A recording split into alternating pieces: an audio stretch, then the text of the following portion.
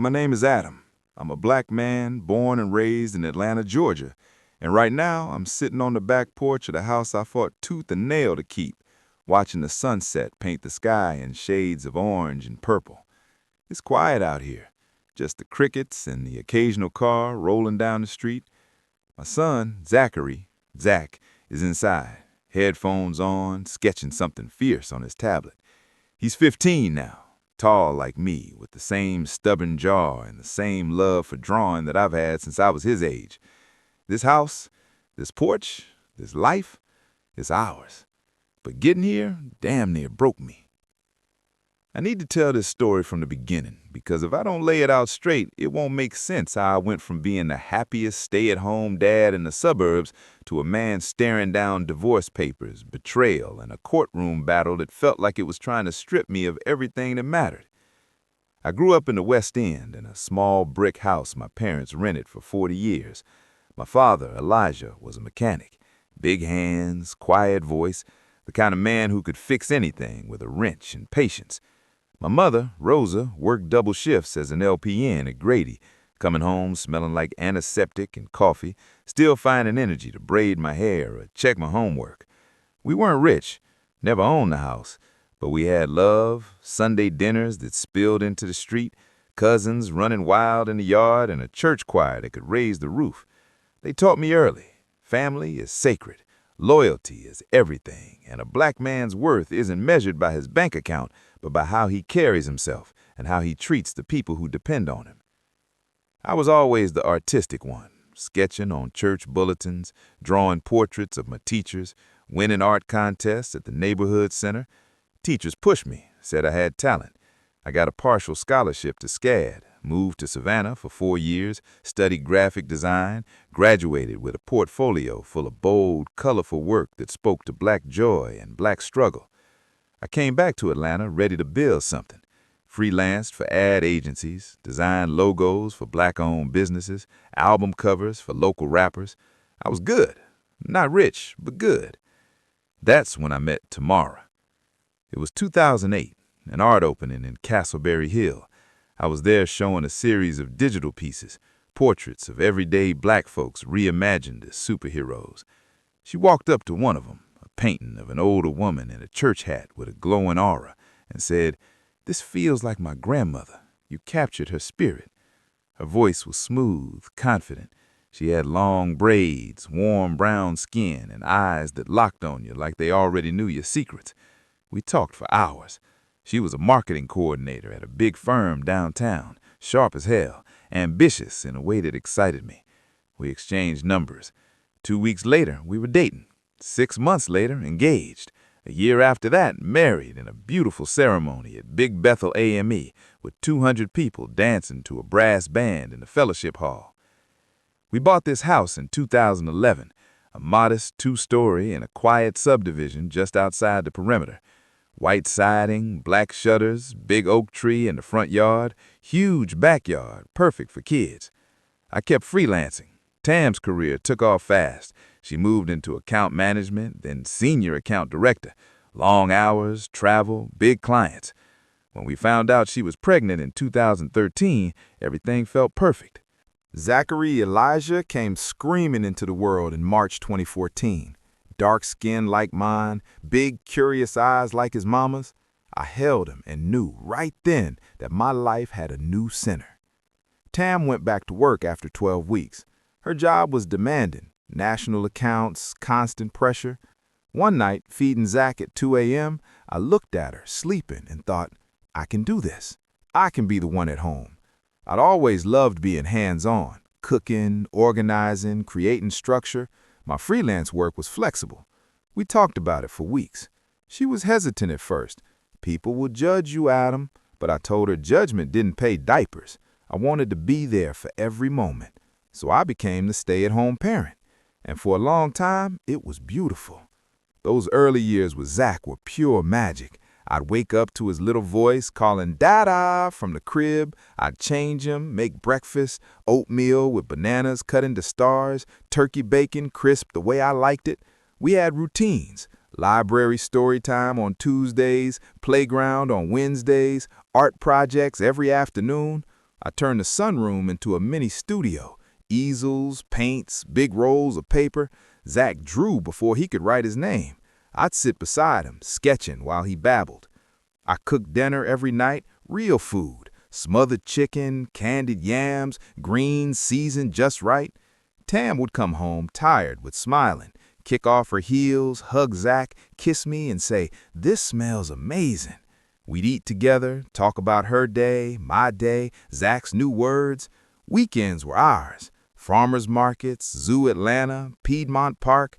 I joined a dad's group, mostly black fathers navigating the same path. We'd grill, let the kids run wild, swap stories about diaper blowouts and toddler tantrums. They got it. They understood the quiet pride of being the one who bandaged knees and read bedtime stories. I still freelanced, designed branding for a soul food restaurant chain, created posters for community events, illustrated a children's book about a little black boy who becomes an astronaut. Money wasn't pouring in, but it was steady. We paid bills, saved a little, lived comfortably on Tam's salary plus my contributions. I never felt less than. I felt necessary. Tam kept climbing, vice president of accounts by 2018. More travel, more late nights. I handled everything: school drop-offs, doctor visits, parent-teacher conferences. I was room parent, coached Zach's little soccer team, baked cupcakes for class parties. People knew me. That's Zach's dad, the one who draws and cooks. I wore it like a badge. But slowly, things shifted.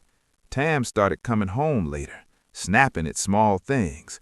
"Why are there toys everywhere? Can't you keep the house cleaner? Do you ever think about going back to work full-time?" At first, I thought it was stress. Promotions come with pressure. I doubled down, cleaned more, cooked fancier meals, tried to make her life easier. But the comments kept coming. "You're too comfortable, Adam. You used to have ambition. I'm carrying this family." Each one landed like a small cut. I started doubting myself. Was I too comfortable? Should I be hustling harder? But then I'd look at Zach, happy, confident, loved, and think, no, this is the most important work I'll ever do. The distance grew. Sex became rare, conversations shallow. She'd be on her phone constantly, smiling at texts she angled away from me. New clothes, new perfume. I asked once, gently, "Everything okay?" She got defensive. "Yes, Adam, I'm just busy. You wouldn't understand. You're home all day." That one hurt deep. I buried it, focused on Zach, took him to art classes, museums, taught him about Basquiat and Romare Bearden. We built Lego cities, made comic books. He called me his hero. That kept me going. But inside, I felt the foundation cracking. By 2021, Tam was barely home. Work trips every other week, coming in after midnight. I'd stay up waiting, and she'd brush past me with a quick peck, and "I'm exhausted." Zach started asking, "Where's Mommy?" I'd lie, "Working hard so we can have nice things." Then the credit card statements came. Restaurants I'd never been to, hotels and cities she supposedly traveled to alone, gifts from boutiques. I confronted her calmly one night after Zach was asleep. "Tam, what's going on?" She froze, then exploded. "You're spying on me now? I work my ass off while you sit home playing Mr. Mom, and you have the nerve to question me?" I didn't raise my voice. "I just want honesty." "There's nothing to be honest about. You're paranoid." But I knew. Zach gave me the first real confirmation. He came home from a weekend at her new apartment. She'd started staying there for work. And said quietly, "Mommy has a boyfriend. His name is Val. He's white and wears suits. He told me not to tell you." My stomach dropped. I kept my face neutral. "Okay, buddy, thanks for trusting me." Valentine Brooks. I'd met him once at a company holiday party. Clinical psychologist, consulted with Tam's firm on branding for mental health campaigns. Smug. Looked at me like I was the help. I didn't explode. I gathered evidence quietly. Checked phone records. We still shared a plan. Late-night calls, texts. I took screenshots, saved bank statements. I wasn't trying to catch her, to punish her. I was protecting myself and Zach. The final straw came in early 2023. I was helping Zach with homework when Tam walked in early, face hard as stone. She waited until he went to his room, then slid a thick envelope across the kitchen island. Divorce papers. "I'm done, Adam. I've been unhappy for years. You're content with mediocrity. I need more, and Zach deserves a father with drive." I couldn't speak, just stared at the papers. She wanted full physical custody, child support from me, even though she earned triple my income, the house, everything. "I've already spoken to a lawyer," she said. "It's happening." She left that night, moved in with Valentine officially. I sat at the kitchen table until dawn, papers in front of me, heart shattered. I didn't sleep for days, called my sister Keisha in tears. She came over, held me while I cried, then said, "You're not losing your son. We fight this." I hired Regina Harper, a black family law attorney known for taking no prisoners. She looked over the filing and shook her head. "She's painting you as an unemployed, unfit parent. Classic move. We're going to bury her." First thing, temporary orders.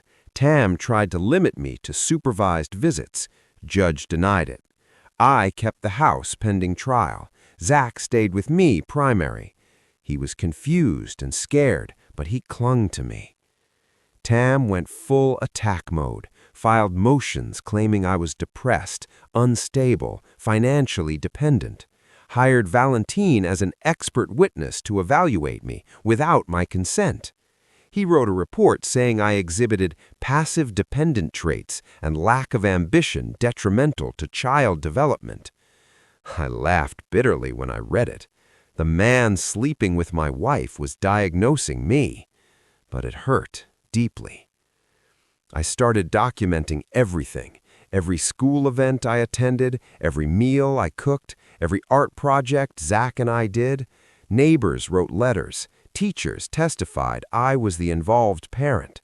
My freelance income statements showed steady earnings. Regina built a fortress of evidence. Meanwhile, Zach was struggling. Nightmares, withdrawing. He spent weekends at Tam's new condo with Valentine, came back quiet. One night he broke down. "Val says you're lazy. Mom says you held her back. I don't believe them, Dad, but it hurts." I held him while he cried. That night I promised myself they would not take my son. They would not erase me. The turning point came 3 weeks before the final custody hearing. Zach had an old iPod I'd given him years ago for music. He brought it to Tam's to listen to audiobooks. One weekend, he overheard them talking shit about me, loud, drunk, thinking he was asleep. He hit record, multiple times. He came home Sunday night, eyes red, and handed me the iPod. "I recorded them, Dad, so you can prove they're lying." I listened that night, alone, headphones on. "Tam, once the judge sees he hasn't had a real job in years, we'll get everything. House, custody, the works." Valentine, "I've got the psyche val ready. He'll come off unstable, dependent personality." Tam, laughing, "He'll be paying me child support and alimony while I live in the house he thinks is his." More recordings, them mocking my cooking, my parenting, my art, planning how they'd redecorate the house after I was gone. Valentine bragging about forging notes to make me look unreliable. It was devastating, and it was gold. I called Regina at 6 a.m. She came over immediately, listened, smiled for the first time in months. "This is perjury, fraud, adultery with intent to manipulate court. We're not just winning custody, Adam, we're ending them." We didn't tip our hand, let them think they had it in the bag. The final hearing was in Fulton County Superior Court, spring 2025. Tam sat there in a tailored suit, composed. Valentine next to her, smug in his expert witness blazer.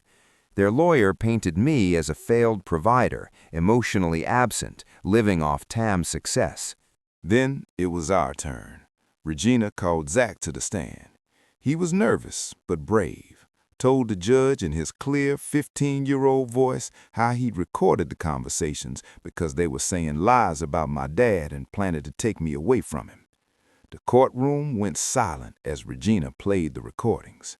Tam's face crumpled. Valentine went pale. The judge, an older black woman with no patience for nonsense, leaned forward. "Miss Tamara, did you make these statements?"